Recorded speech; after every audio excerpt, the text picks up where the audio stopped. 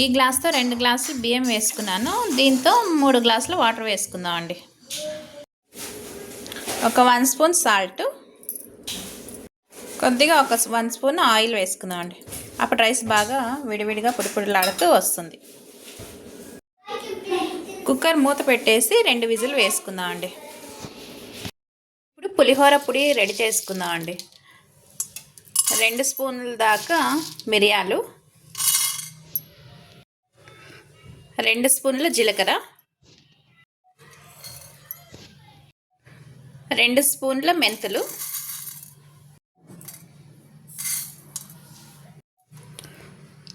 1 spoon ఆవాలు, 4 స్పూన్ల ధనియాలు.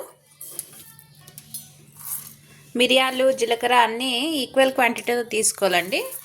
ధనియాలు మాత్రం 4 స్పూన్లు తీసుకోవాలి. ఆవాలు 1 స్పూన్. ఒక హాఫ్ స్పూన్ దాకా ఆయిల్ వేసుకొని లో ఫ్లేమ్లో పెట్టుకొని కొద్దిగా దోరగా వేయించుకుందామండి.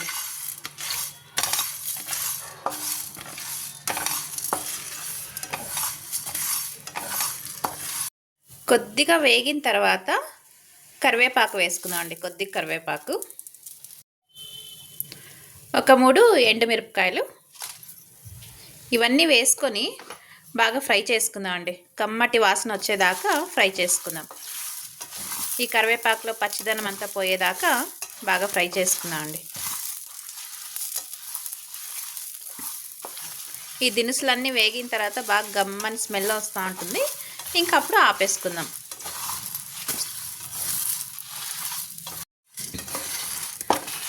నేను ఇప్పుడు చూపించే పులిహోర పొడి ఇది 2 గ్లాసుల రైస్కి సరిపోతుందండి. అంటే 1/2 కేజీ రైస్కి ఈ పౌడర్ కరెక్ట్గా సరిపోతుంది. మీరు ఇంకా ఎక్కువ క్వాంటిటీ రైస్ చేసుకుంటారంటే ఇంకా 1 స్పూన్ ఎక్కువ వేసుకోండి దినుసులన్నీ. చూడండి, ఈ మసాలా దినుసులన్నీ బాగా వేగేసినాయి. కరివేపాకు కూడా బాగా డ్రైగా వేగింది. ఇక స్టవ్ ఆపేద్దాం. పూర్తిగా చల్లారనిచ్చిన తర్వాత మిక్సీ పట్టుకుందాం అండి. ఫస్ట్ చింతపండు నానేసుకుందాం అండి. చింతపండు నానితే మనకి చింతపండు గుజ్జు బాగా వస్తుంది.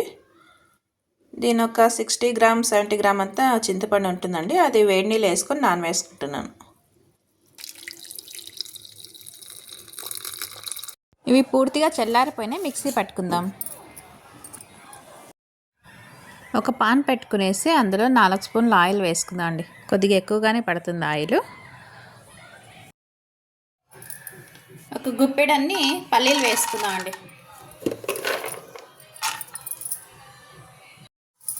పల్లీలు వేగినాయి కదా, ఇప్పుడు కొన్ని క్యాషు వేసుకుందాం అండి.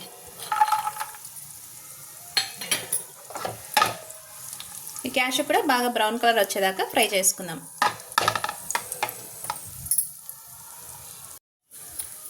చూడండి, పల్లీలు జీడిపప్పు బాగా వేగినాయి కదా, బ్రౌన్ కలర్ వచ్చినాయి. ఇప్పుడు ఇవన్నీ ఒక ప్లేట్లో తీసుకుందామండి. ఇప్పుడు ఇదే ఆయిల్లోకి 2 స్పూన్ శనగపప్పు, 2 స్పూన్ ఉద్దిబ్యాళ్ళు, ఒక 1 స్పూన్ ఆవాలు,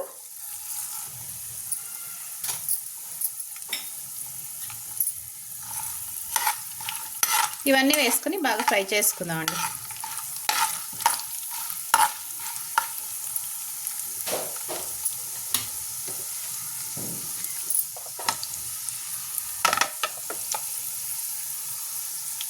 నాలుగు ఎండుమిరపకాయలు,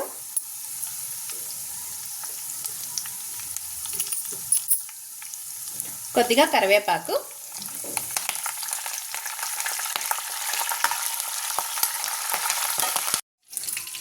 నానపెట్టుకున్న చింతపండు అంతా మనము పులుసు తీసుకుందామండి. ఇలా ఒక స్టైనర్లో వేసుకునేసి బాగా మెత్తగా అంతా పిసుక్కునేస్తాం.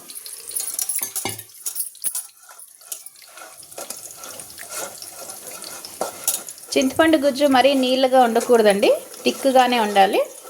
కొద్దిగానే వాటర్ వేసుకొని పులుసు అంతా తీసుకుందామండి. కొద్దిగానే వాటర్ వేసుకున్నాను.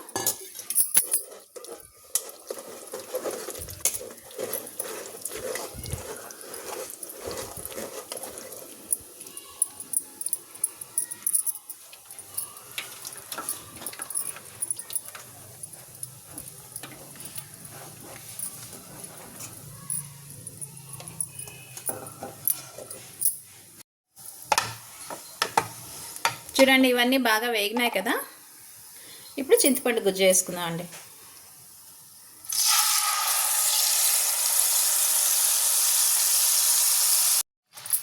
ఇప్పుడు 1 స్పూన్ పసుపు, ఒక 1 స్పూన్ సాల్ట్ అండి. మీరు రైస్లో కూడా వేసింటారు కదా, దీంట్లో చూసి వేసుకోండి. ఒక 3 పచ్చిమిరపకాయలు. ఇవన్నీ వేసుకునేసి ఈ చింతపండు పులుసు బాగా దగ్గర పడేదాకా ఉడికించుకుందామండి. కొద్దిగానే ఒక 1 స్పూన్ బెల్లం వేసుకుంటున్నాను. మీకు కావాలంటే వేసుకోండి, లేదంటే లేదు. చూడండి చింతపండు గుజ్జంతా బాగా ఉడికింది కదా, ఆయిల్ కూడా బాగా పైకి వచ్చింది.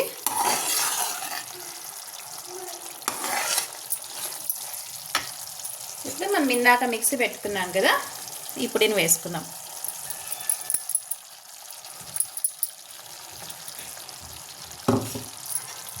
ఒక నిమిషం పాటు ఫ్రై చేసుకుని ఇంకా స్టవ్ ఆపేద్దామండి.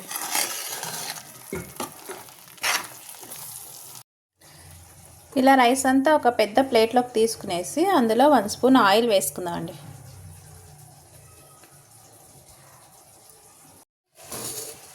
అలాగే కొద్దిగా కరివేపాకు అండి, పచ్చి కరివేపాకు వేసుకుందాం. ఇదంతా ఒకసారి బాగా కలుపుకుందాం. ఇలా వెలేడుపు ఉండే ప్లేట్లో వేసుకుంటే మనకు కలుపుకోవడానికి బాగా వస్తుందండి.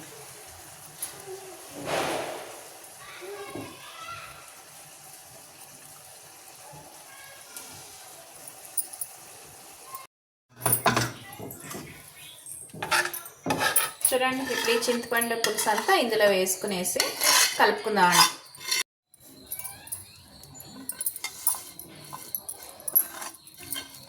పులుసు కొద్దిగా చల్లారాలి. చల్లారిన తర్వాత మనం అన్నంలో కలుపుకోవాలండి. వేడిది మనకు అంత తొందరగా కలుపుకునేకి రాదు, మళ్ళీ అన్నం కూడా మెత్తగా అయిపోతుంది కదా. కొద్దిగా చల్లారిన తర్వాత కలుపుకుంటే బాగుంటుందండి.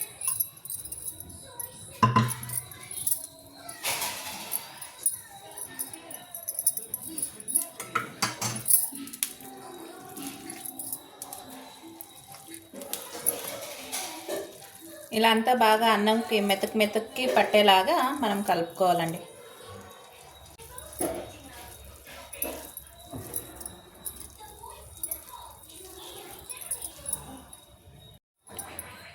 ఇందాక ఫ్రై చేసి పెట్టుకున్నాం కదా పల్లీలు, క్యాషు వేసుకుందాం అండి.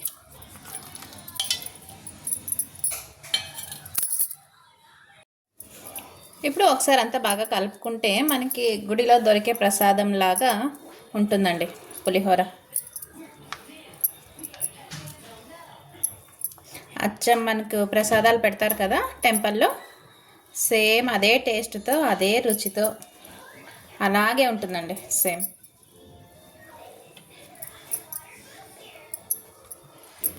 ఇలా మనం ఇంట్లోనే ఈజీగా చేసుకొని తినొచ్చండి. అక్కడ మనకు ఒక కప్పు ఇస్తారు కదా, ఇక్కడ మనకి ఎంత కావాలో అంత తినుకోవచ్చు.